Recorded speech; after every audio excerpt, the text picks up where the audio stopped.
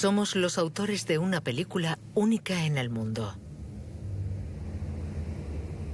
Rodada en 3 dimensiones y narrada por nuestra voz interior. Esta es la película de nuestra consciencia. Tejida a base de sensaciones y que solo nos pertenecen a nosotros, este cuento interior, privado, íntimo, se está convirtiendo en objeto de estudio de la ciencia.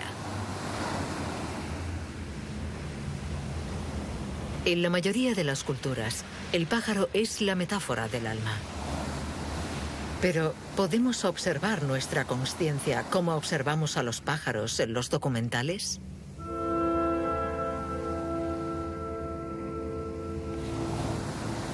¿Qué puede decir la ciencia sobre este yo que constituye nuestra experiencia de la vida y del mundo?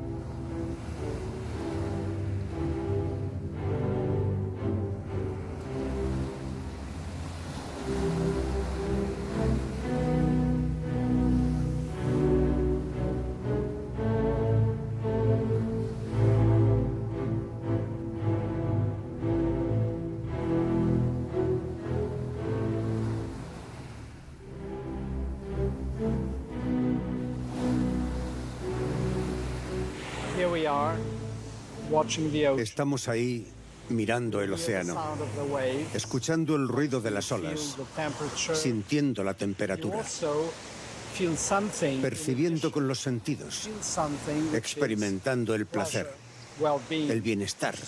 Y todo esto nos provoca una emoción.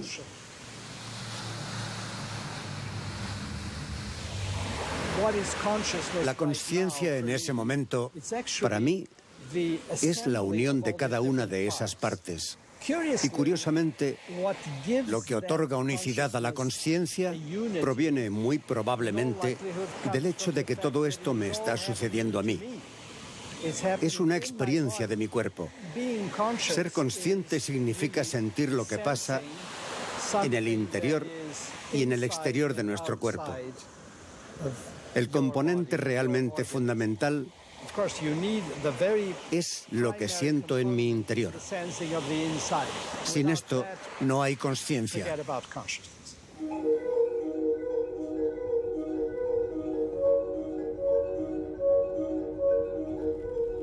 Antonio Damasio es conocido en todo el mundo por sus investigaciones sobre el cerebro, cuya complejidad está explorando. Para él, la conciencia es fruto del incesante ir y venir de las percepciones externas y las emociones internas. Eso que llamamos la mente no es otra cosa que el resultado de este intercambio entre nuestro cuerpo y el mundo que nos rodea.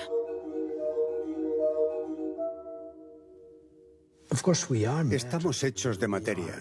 Esto es evidente. Nuestras células, nuestros tejidos, todo es materia. Todo está hecho de moléculas que a su vez están hechas de átomos y estos de partículas. Todo eso es materia, pero una materia organizada de forma extremadamente compleja. Y en este nivel de complejidad es donde algo nuevo emerge.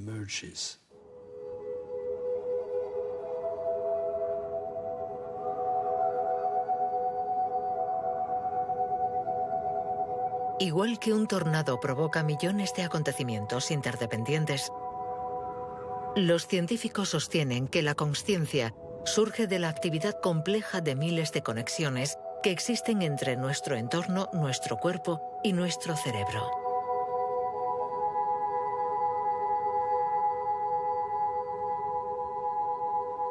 ¿Cómo se entiende que la materia sea el origen de la mente? Durante la evolución, siempre ha estado muy presente la idea de trasladar al interior del organismo una representación del exterior. Y la conciencia, o eso que llamamos mente, es finalmente la capacidad biológica surgida a lo largo de la evolución de crear en nuestro cerebro una representación cada vez más sofisticada del mundo exterior.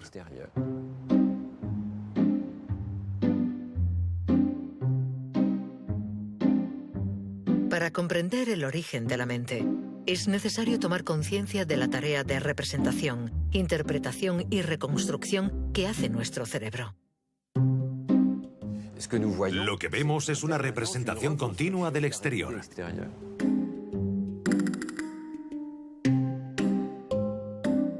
Las ilusiones visuales nos ofrecen decenas de formas de manipular la conciencia libremente.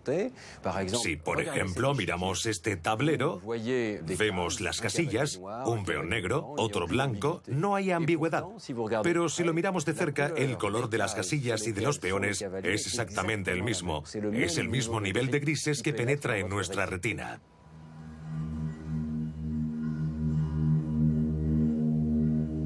¿Qué está pasando? Hay una mancha oscura que bien podría ser una sombra. Parece que proviene del cilindro que se asienta sobre este tablero. Por lo tanto, nuestro cerebro sustrae inconscientemente la sombra de la imagen que percibimos y nos muestra el tablero tal y como sería si no hubiera sombra. Todos estos cálculos son inconscientes. Lo único de lo que somos conscientes es del resultado. Pero este ejemplo nos enseña que el cerebro hace cálculos complejísimos antes de que podamos acceder a la información consciente.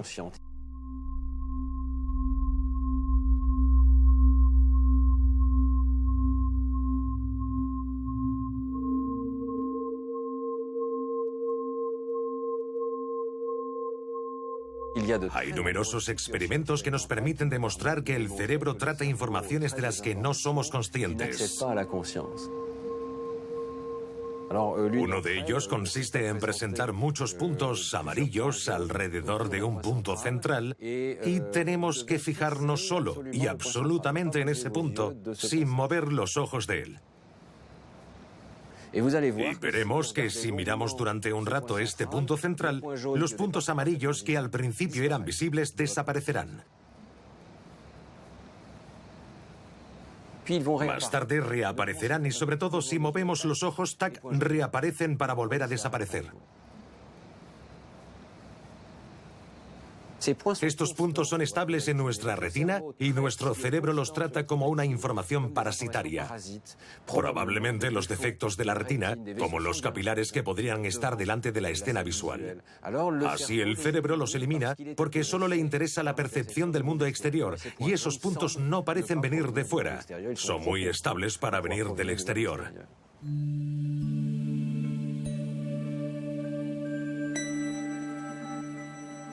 Lo que vemos continuamente es una reconstrucción de la realidad exterior. Al escondernos su trabajo de reconstrucción, el cerebro nos da la ilusión de que percibimos el mundo y no su interpretación.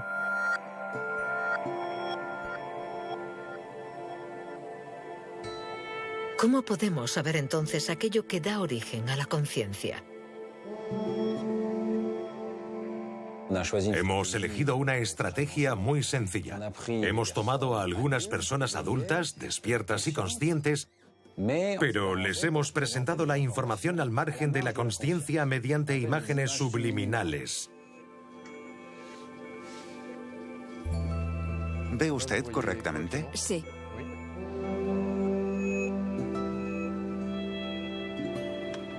Adelante. En esta experiencia presentamos una cifra durante un tiempo muy breve, 16 milisegundos. Le sigue un espacio en blanco y después unas letras en el lugar donde aparecía la cifra.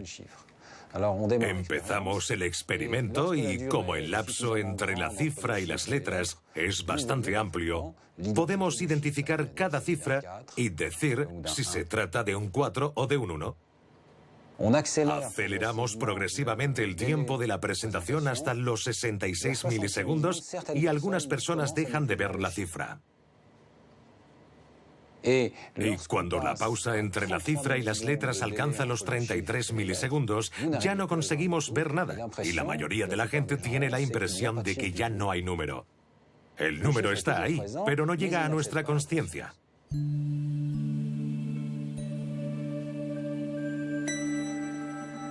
Gracias a la imagen médica, podemos seguir el tiempo completado de la secuencia temporal que conduce desde una cifra en la pantalla hasta su representación. En primer lugar, el número debe llegar a la retina, cuyas neuronas son sensibles a las manchas de luz que componen la imagen. Entonces, este estímulo es tratado por las áreas de visión del cerebro y durante aproximadamente 200 milisegundos, estas áreas analizarán inconscientemente la forma y reconocerán qué objeto es. Pero el cerebro puede conocer el objeto antes de que lo hagamos consciente. Todavía serán necesarios 100 milisegundos más para que continúe la actividad cerebral y la imagen llegue al córtex frontal, al córtex parietal. Estas regiones se sincronicen y se pongan de acuerdo. Determinan que es una cifra, el 2, y solo entonces la representación se hace consciente. La actividad cerebral no es en absoluto la misma en función de si vemos o no el número. En ambos casos, el tratamiento inconsciente es idéntico. Pero cuando vemos el número, el cerebro destella. Ese destello es la firma neuronal de la conciencia. Hay sistemas del cerebro especializados, contienen información local y encapsulada. Hay un sistema para las caras, los lugares, las palabras escritas o habladas. En principio, estos sistemas no se comunican entre sí, aunque según nuestra teoría, la conciencia se basa en compartir información. Ser consciente significa poseer una información concreta al servicio de todos los tratamientos corticales que poseemos.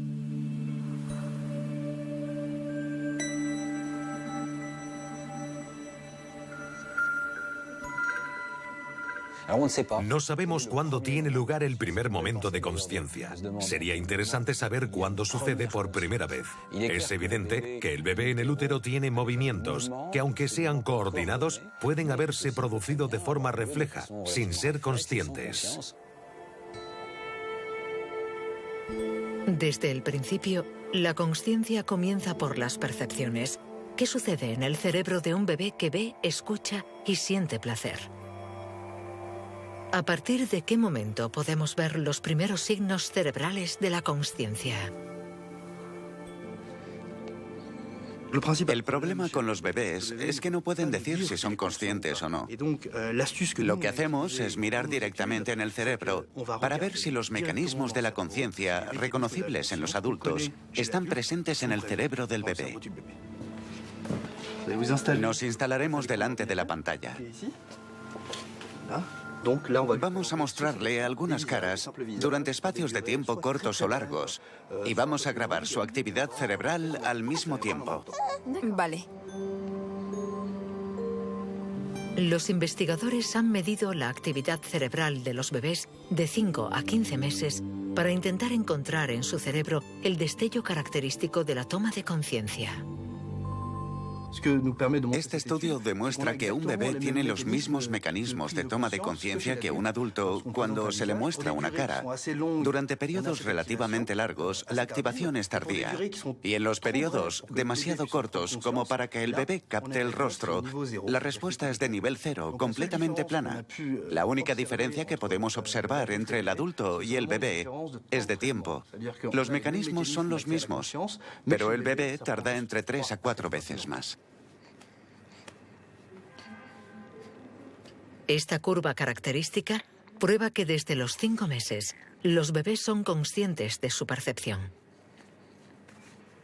Esta curva demuestra que aunque la cara haya desaparecido, el bebé sigue pensando en ella, focalizándose en ella, y se dice a sí mismo: acabo de ver algo interesante. He visto una cara.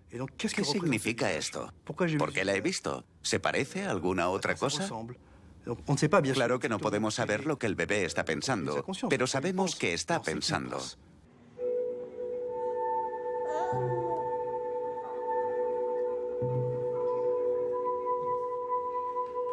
Ser conscientes de una información no significa que tengamos conciencia de nosotros mismos. Desde los años 70, la experiencia del espejo nos permite comprobar este tránsito tan conocido del bebé. A los 2 años, el bebé es capaz de tocarse una mancha puesta en su rostro sin haberse percatado. Este experimento se ha filmado con un espejo de 2 caras. ¿Quién está ahí?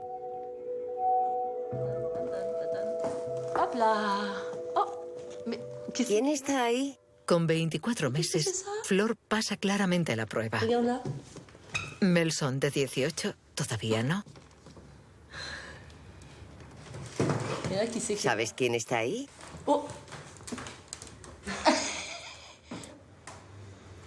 Sí, lo veo en el espejo, pero ¿dónde está? Está aquí. Está ahí. Vemos claramente que se toca. Es completamente consciente de que lo que ve en el espejo es él mismo. Es interesante porque se trata de un movimiento muy complejo a nivel de consciencia, ser capaz de tocarse por lo que ve en el espejo. Mira lo que hago.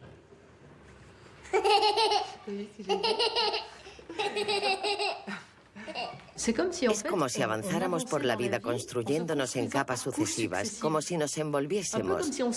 Somos algo muy, muy, muy sensorial. Estamos justo en el corazón del reactor.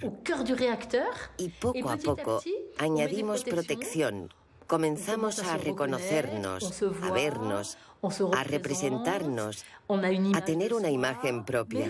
Pero estas capas que contienen parte de nuestra realidad, al mismo tiempo están fabricadas con pensamientos, creencias, sistemas de valores que no nos pertenecen, pero que hemos tomado para adaptarnos al mundo, para ser amados. La base de todo es la necesidad de ser amados, por eso nos construimos todas esas capas. Este es el cerebro. Mira lo que hay dentro.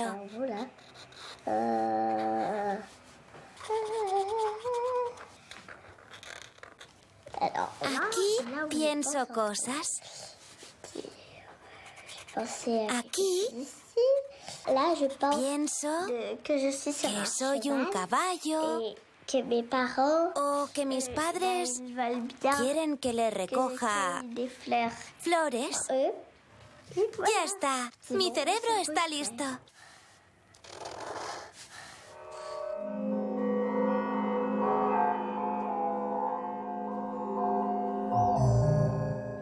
La conciencia es como una imagen de nosotros mismos que nos refleja permanentemente. Procede de lo que percibimos a través de los sentidos, pero los sentidos solo pueden capturar aquello que se corresponde con lo que ya tenemos dentro, es decir, es una especie de filtro. Constantemente nos estamos contando una historia. Es algo que nos emociona a la vez que nos perturba. Nos contamos una historia para poder vivir nuestra propia historia sin darnos cuenta de que se trata de una historia.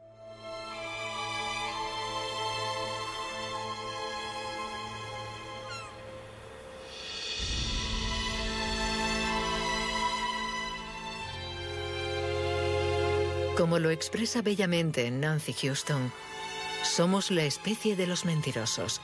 Nos contamos fábulas inocentemente. Con los mismos métodos que los fabuladores, creamos la ficción de nuestra propia vida.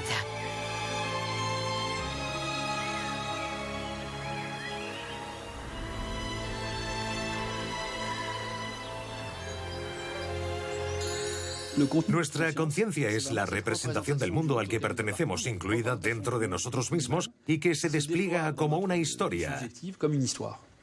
Hay 1000 formas de darnos cuenta de ello, pero un bello ejemplo es un vídeo alemán expresionista.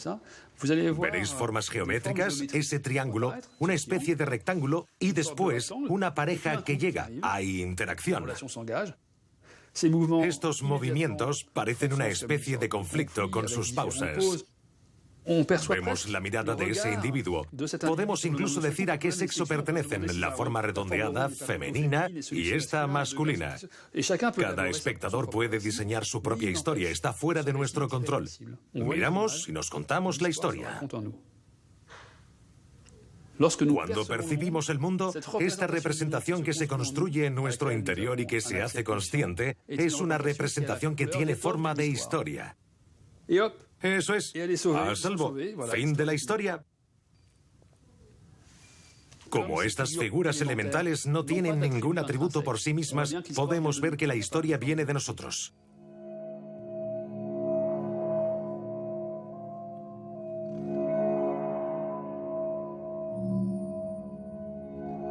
¿Por qué? ¿Por qué le damos sentido? No sabría responder a esta cuestión, pero no podemos escapar del sentido, estamos prisioneros en él.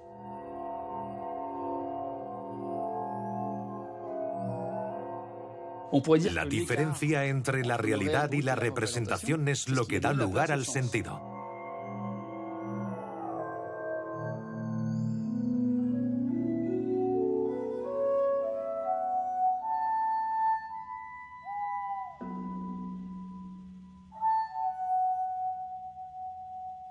A lo largo de los días, nuestra fábula interior se interrumpe, divaga y vuelve a empezar de nuevo. Dormidos o despiertos, concentrados o en la luna, nuestra conciencia oscila a su antojo de un estado a otro.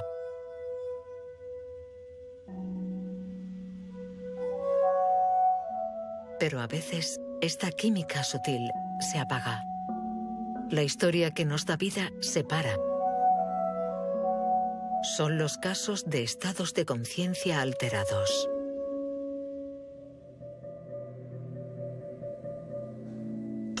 ¿Qué es la consciencia?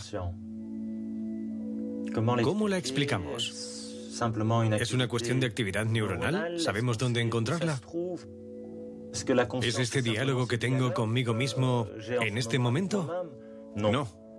No podemos reducir la consciencia al simple hecho de tener o no un lenguaje o una comunicación.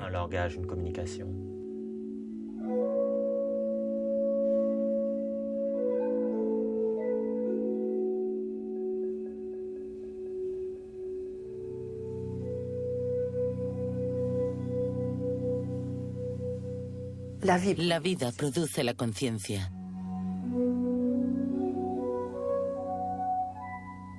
Tenemos que vivir con Natán. Lo poco que tenemos, que no es gran cosa, lo poco que tenemos, hay que estimularlo, este estado de conciencia. Sigue el espejo con los ojos. Otra vez. Genial. Fue un accidente de coche. Lo típico de alguien que va conduciendo demasiado rápido porque ha bebido. Y cuando llegamos, la policía nos dijo, no sabemos qué hacer con el niño está muerto. Lo llevamos al hospital a cuidados intensivos y estuvo en coma 4 años. Natán, mírame. Natán, ahora cierra los ojos muy fuerte. Ciérralos. Muy bien, genial. Genial, lo has hecho muy bien.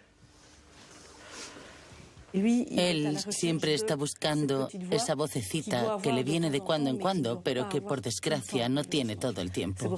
A veces está completamente ausente. Puedes preguntarle, hacer lo que quieras, come, bebe, no importa, está completamente ausente. Y otros días está presente.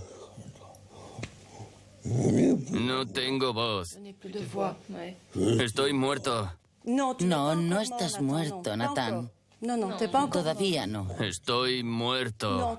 No, todavía no. Eso más tarde, ahora no. Cálmate, Natán. Mamá está aquí.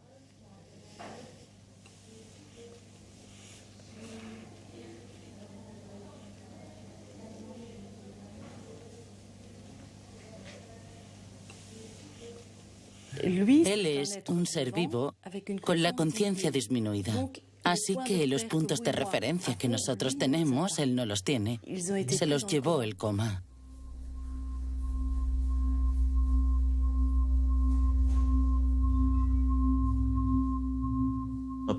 Nuestros pacientes no están dormidos o despiertos. Muy a menudo se trata de una continuidad de diferentes estados de conciencia alterada. No es un estado de conciencia como el nuestro. Este flujo continuo de pensamientos conscientes que todos tenemos, en su caso, se interrumpe. Es fluctuante.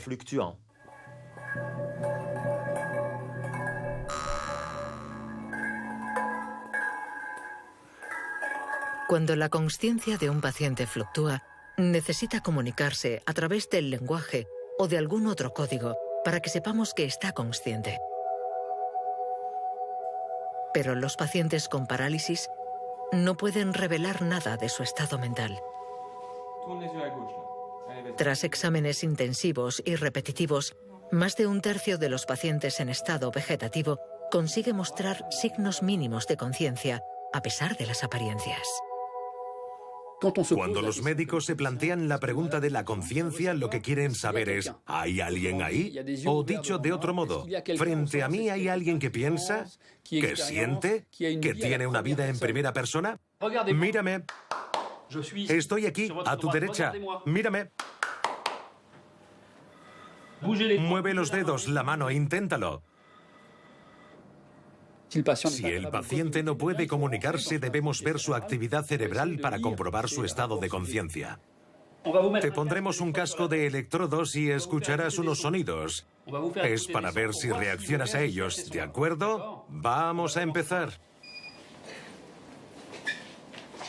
La idea del test consiste en que cuando estamos conscientes, siempre somos conscientes de algo.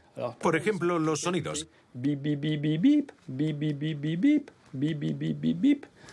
Desde el principio vais a poder, aunque no os diga nada, tomar conciencia de los sonidos y de que el quinto es diferente. Y si registramos la actividad cerebral, veremos que el cerebro no solo procesa los sonidos, sino que ha comprendido que el quinto era distinto de los 4 primeros. Es una pequeña sorpresa y será capaz de provocar una toma de conciencia subjetiva. Ah, el quinto es diferente.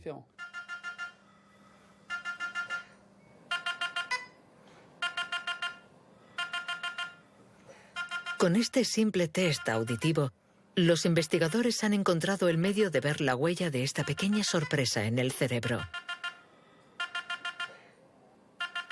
La presencia de esta huella indica que el enfermo está consciente.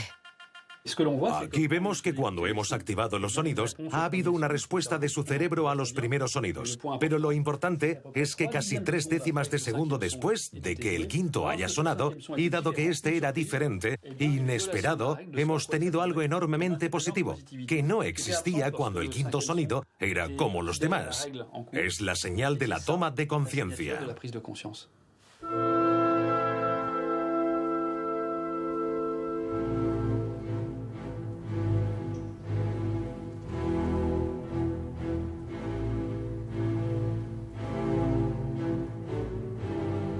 En Milán, un investigador parece haber encontrado un medio todavía más radical para estudiar la conciencia en nuestro interior. Ha inventado una especie de conscientímetro que mide la amplitud de nuestros estados de conciencia y de vigilia. Cada día morimos. En el sueño profundo, nuestra conciencia desaparece.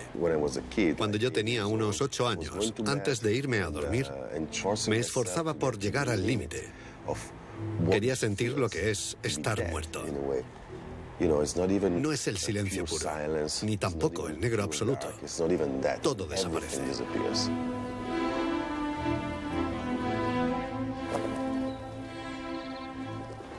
Siempre me ha fascinado la frontera entre ser y no ser.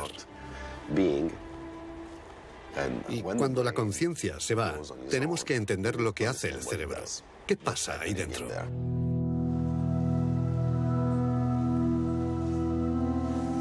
Marcello Massimini empezó estudiando su propio cerebro. Con 3 niños que se despiertan a menudo por la noche, consigue sin problemas entrar a voluntad en un profundo sueño sin sueños. La cuestión es, ¿qué cambia? ¿Existo o no existo? En ambos casos, la estructura del cerebro es la misma. Sabemos que el cerebro no se apaga. A veces la actividad cerebral es incluso más fuerte, pero la conciencia desaparece. Este es el misterio al que nos enfrentamos. Hemos partido de la idea de que observar la actividad no era suficiente. Era necesario golpear el cerebro y escuchar el eco producido por esta estructura. La idea de Marcello era administrar un impulso electromagnético y medir cómo esta señal se propaga en el interior del cerebro. Esta es la sonda magnética. Envía 10.000 voltios en una fracción de milisegundo, es decir, un tiempo muy breve. Estos 60 electrodos registran la música eléctrica producida por mis neuronas cuando golpeamos.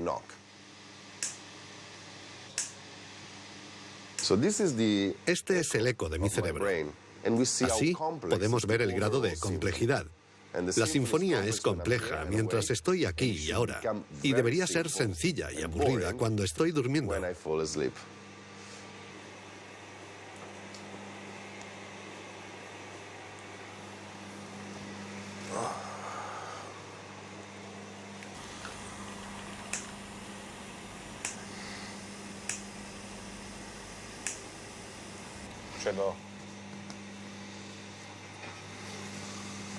Vale, ya está.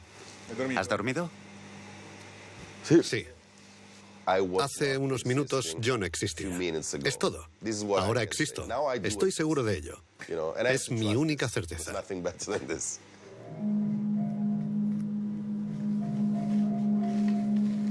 Al comparar su cerebro despierto y después dormido, esto es lo que Marcello ha descubierto.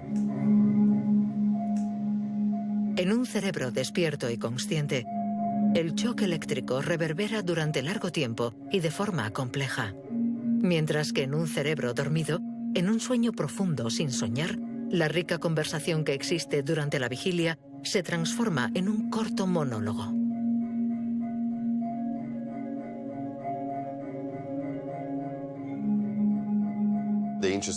Lo interesante es la respuesta durante el sueño. El cerebro siempre está activo, no se apaga, pero su respuesta es completamente diferente.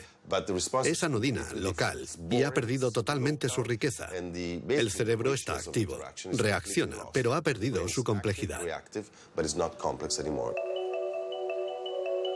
Medir esta complejidad significa medir nuestro estado de conciencia. Los cerebros en coma, anestesiados o dormidos, son siempre menos complejos que los cerebros despiertos y conscientes. Con estas medidas, los científicos pueden ya interpretar el fenómeno de la consciencia en términos puramente matemáticos. Todavía no podemos explicar la consciencia, pero podemos medir la complejidad de su eco. Este eco es la música de la conciencia. Es la reflexión de una estructura magnífica, de una catedral donde los ecos viajan y se propagan. Es la expresión de un potencial, un maravilloso trozo de materia.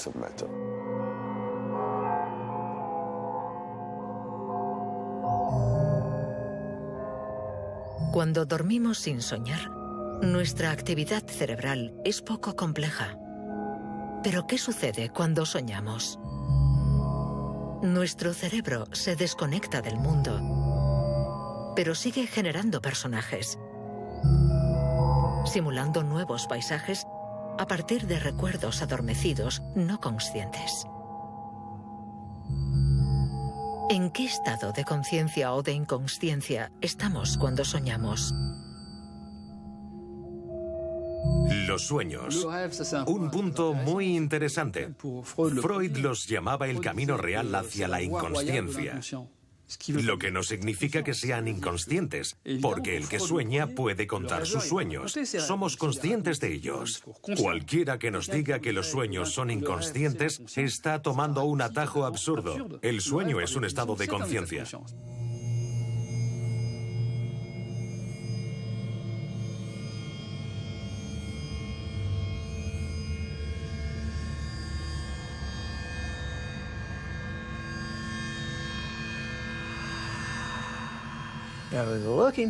En 1978, yo buscaba un medio para estudiar la conciencia.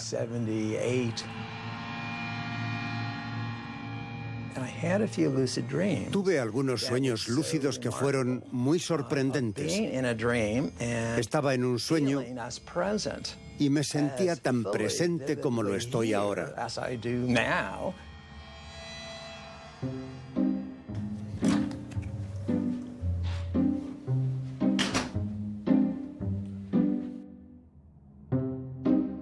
El sueño lúcido significa soñar y saber que estás soñando. Mientras soñamos, tenemos la conciencia explícita de que estamos dentro de un sueño. A caballo entre el sueño y la vigilia, los sueños lúcidos son para Stephen LaBerge el medio ideal para descifrar nuestra conciencia. El investigador se mete de lleno en 37 años de sueños para registrar, descifrar de la forma más lúcida posible.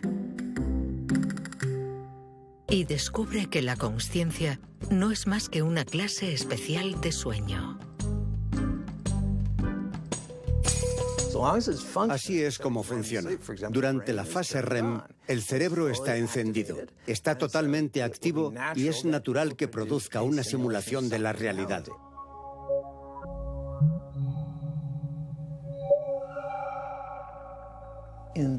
Cuando estamos soñando, solo utilizamos lo que ya está en el interior de nuestro cerebro.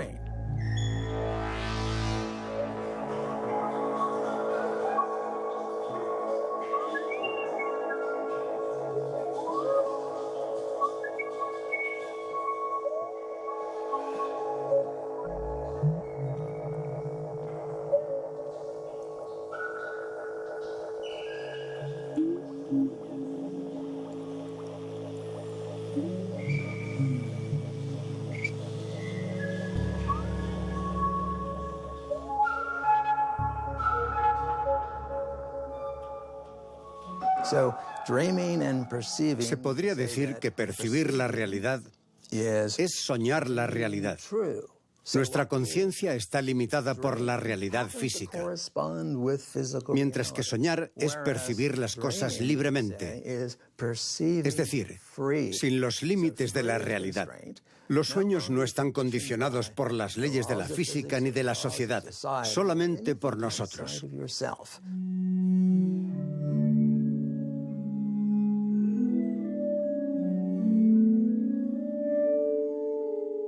Si no soñáramos, probablemente seríamos más rígidos de pensamiento, menos creativos, menos flexibles de cara a la realidad.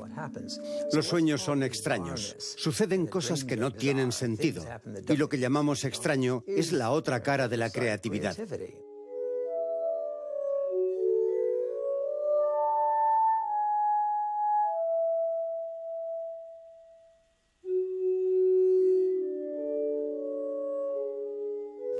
La conciencia es un sueño. Creamos nuestra propia experiencia de la realidad. Todos estamos en la caverna de Platón y esta caverna está en nuestro cráneo. Estamos encerrados en este cráneo y no podemos ver otras imágenes que las que se proyectan sobre esta pantalla que atraviesa nuestros ojos y nuestros sentidos.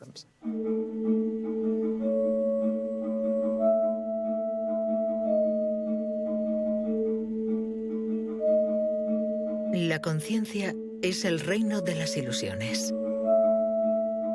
Cuando soñamos, tenemos la intuición de que nuestro espíritu se va de nuestro cuerpo.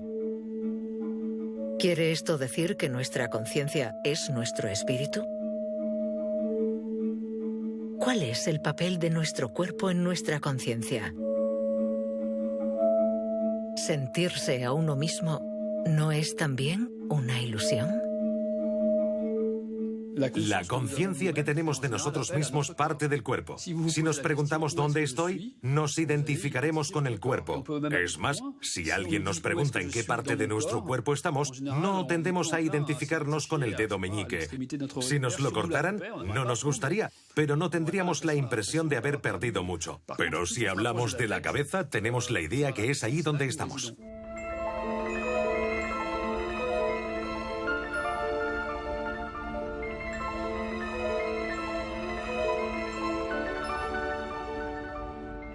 ¿Cómo podemos tener un sentimiento de identidad que experimenta el mundo y que vive en el interior de nuestro cuerpo? Sigo pensando que es un misterio. Esta masa informe que podemos coger con las manos, ¿cómo llega a fabricar un individuo con todos sus recuerdos, sus experiencias, su personalidad y sus valores?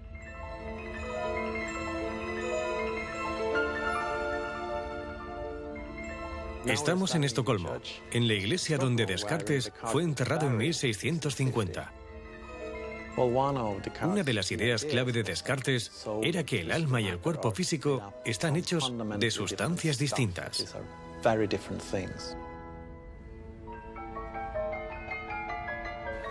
Irónicamente, 16 años después de ser enterrado, su cuerpo fue trasladado a Francia.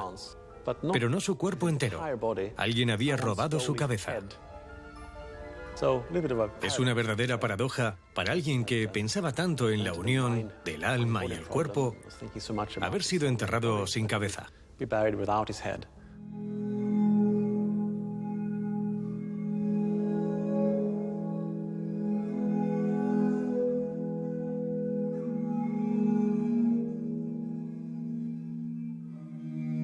Con nuestros experimentos, hemos desafiado a Descartes. Hemos creado unas imágenes corporales de tamaño natural en las que modificamos la experiencia que tenemos respecto a nuestro cuerpo. ¿Qué apariencia tiene y dónde se encuentra?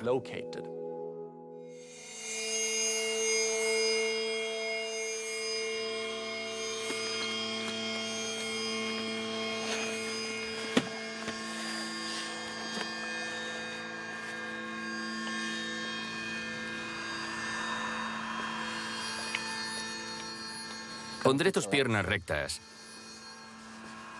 Bien. Ahora colocaré 2 electrodos sobre sus dedos para poder medir su ansiedad. ¿Vale? Vamos a ponerle el casco. Mueva un poco la cabeza. El sujeto de la prueba lleva un casco con 2 pantallas conectadas a 2 videocámaras situadas en la cabeza de la muñeca, mirando hacia abajo. Primero tocamos a la muñeca, sus piernas, por ejemplo, y al mismo tiempo acariciamos las piernas de la persona, sincronizando los toques de la forma más perfecta posible, sin dejar de acariciar las mismas partes de los 2 cuerpos en la misma dirección.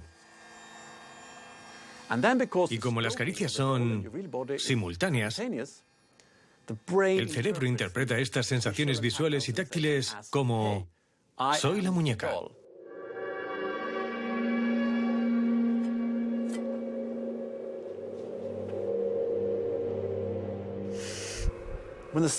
Cuando amenazan el cuerpo de la muñeca, sentimos mucho miedo. Empezamos a sudar. Y esto podemos medirlo. Es una prueba objetiva. El sentido común nos dice que tenemos un cuerpo, que vivimos en un mundo real. Eso es. Pero este experimento nos dice que no es así de simple. La experiencia consciente que tenemos del mundo y del cuerpo es una creación. Es una experiencia creada por nuestro cerebro.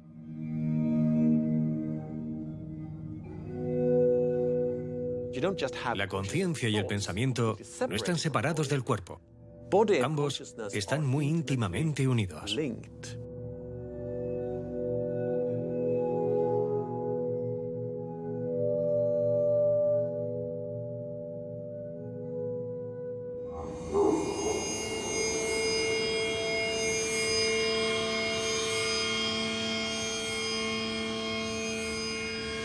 Para los científicos, nuestros pensamientos y nuestras emociones no surgen de un espíritu inmaterial, sino de un cuerpo y especialmente de un órgano, el cerebro.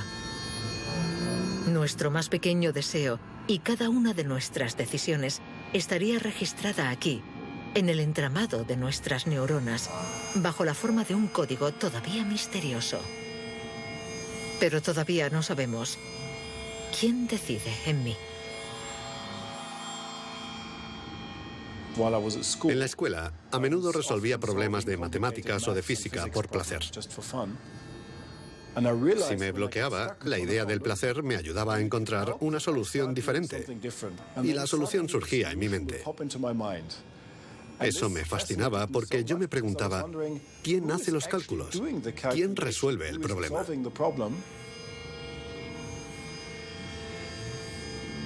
En Berlín, John Dylan Haynes busca la huella cerebral de nuestro libre albedrío.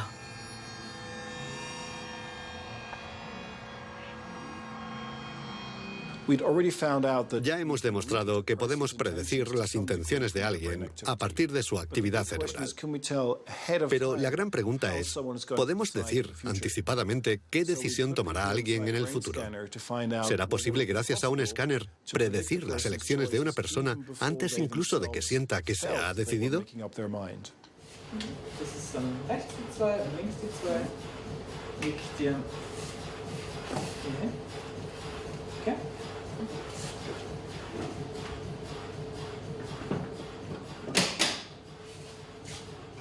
Es un experimento muy simple. Hay dos botones, uno a la izquierda y otro a la derecha, y tienen que decidir libremente cuál apretar.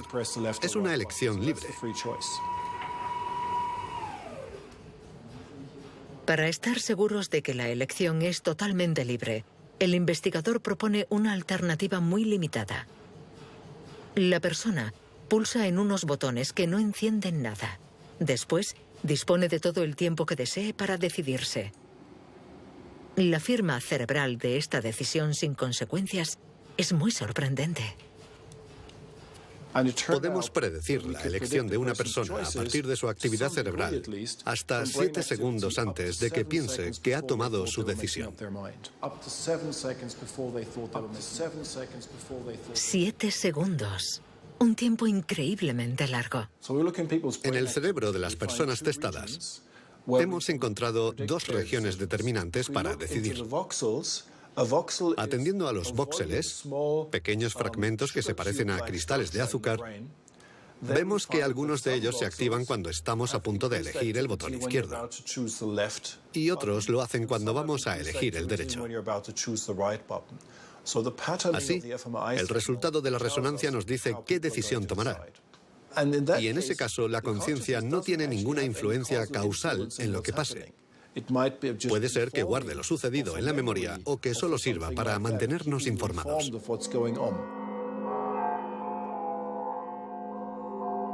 Este experimento solo hace la prueba sobre una minúscula decisión sin ningún objetivo. Pero ¿qué sucede con nuestras decisiones complejas? ¿Surgen de una suma de pequeñas decisiones tomadas en secreto por nuestras conexiones neuronales? ¿O bien existe un yo consciente capaz de influir en nuestros mecanismos inconscientes? Si por libre albedrío entendemos la inocente afirmación de que podemos tomar una decisión independientemente de nuestro cerebro, entonces las investigaciones actuales son bastante claras al respecto. No existe el libre albedrío. El sentimiento de libertad es en parte una construcción de nuestro cerebro. Ponemos en marcha todos estos circuitos de nuestro cerebro y activamos los sistemas de valores registrados en él por nuestros genes y por nuestra educación. Así tomamos una decisión que llamamos libre. No debemos pensar que estamos capacitados para un nivel de decisión más allá. Nuestra conciencia soporta decisiones que son como la cumbre del iceberg, surgidas de las profundidades de nuestros circuitos no conscientes.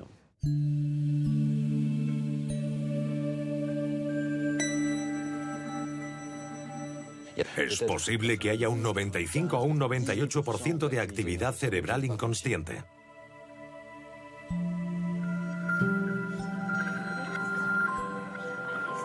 Lo que considero como mi yo existe en gran medida al margen de mí mismo.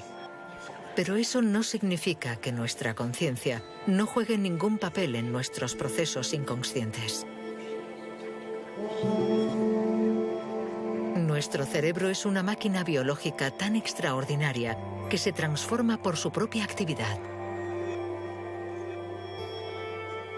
Cuanto más circula una información por nuestro cerebro, más profundamente se graba en nuestras conexiones nerviosas. Estos caminos no conscientes son el terreno sobre el que crecen nuestros pensamientos. El trabajo del cerebro es producir pensamientos, igual que los pulmones respiran o el corazón late. No tenemos que preocuparnos de nada, él lo hace solo. El problema es que mi cerebro hace el trabajo en función de mi temperamento, de mi patrimonio genético, de mi pasado. Pero mi parte de libre albedrío, la parte que toma las decisiones, mis valores, no influyen mucho.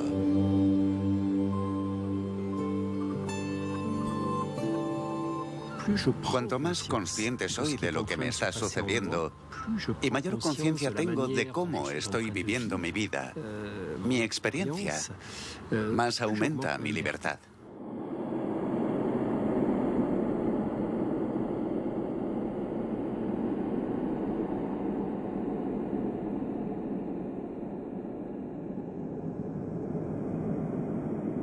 En 1992 salieron a la luz los primeros estudios que mostraban que la psicoterapia modificaba la dinámica del cerebro.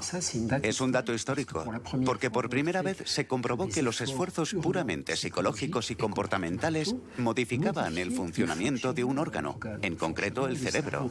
La meditación produce el mismo efecto. Visto desde fuera parece mágico, pero en realidad es lógico.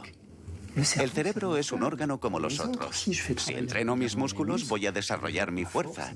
Y si entreno con regularidad mi cerebro, desarrollaré ciertas capacidades cerebrales.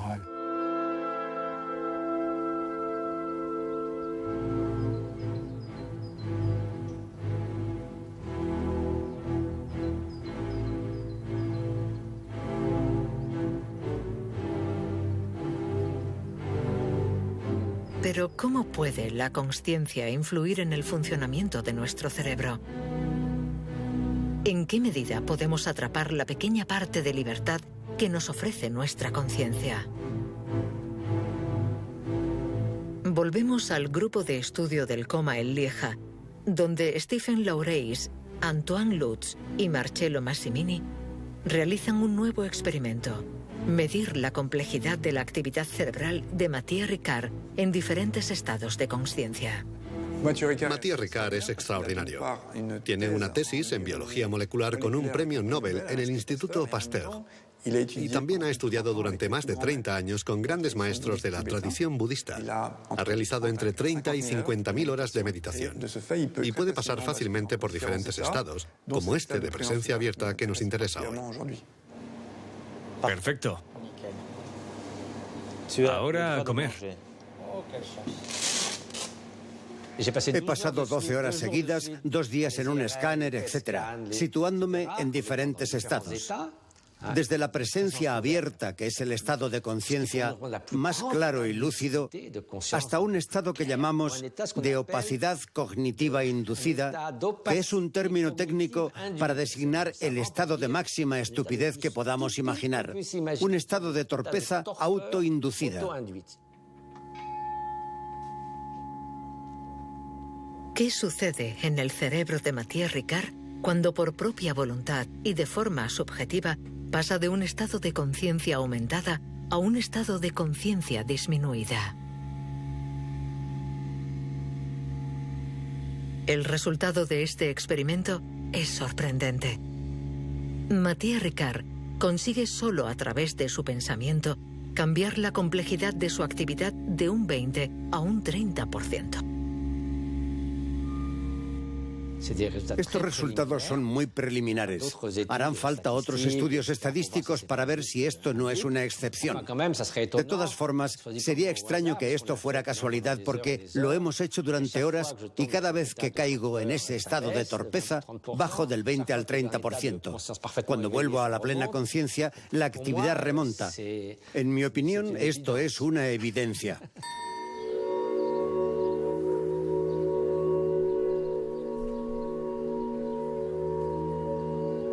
Nuestro cerebro puede modificar su propia forma de funcionamiento, y solo con el pensamiento.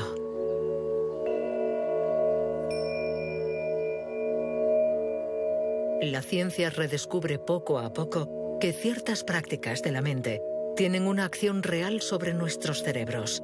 Pueden literalmente transformarlos en su estructura y en su funcionamiento más íntimo. Pero ¿dónde está el puesto de control que engendra tales cambios?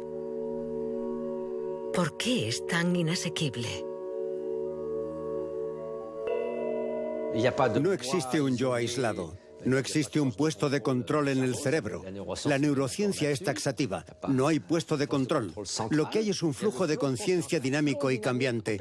Un flujo experiencial. Momento a momento, cada uno determina el estado del siguiente. Y el conjunto de experiencias pasadas hace que mi estado presente refleje la historia de este continuum. Unas las recuerdo, otras no. Pero en esto consiste este continuum. No hay más.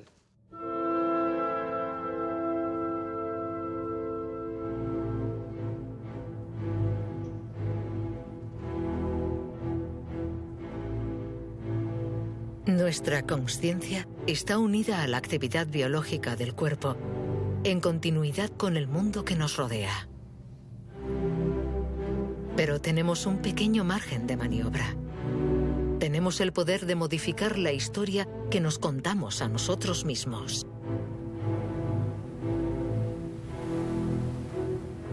Para darle sentido al mundo, nuestro cerebro concibe las categorías y los límites. Vemos el mar a un lado y la arena al otro.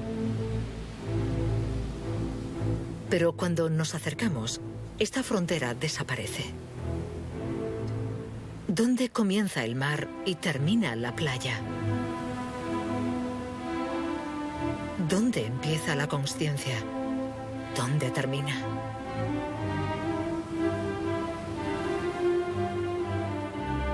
No existe un yo aislado que decide, separado del mundo, sino una red de relaciones hipercomplejas. Nuestra conciencia es una historia.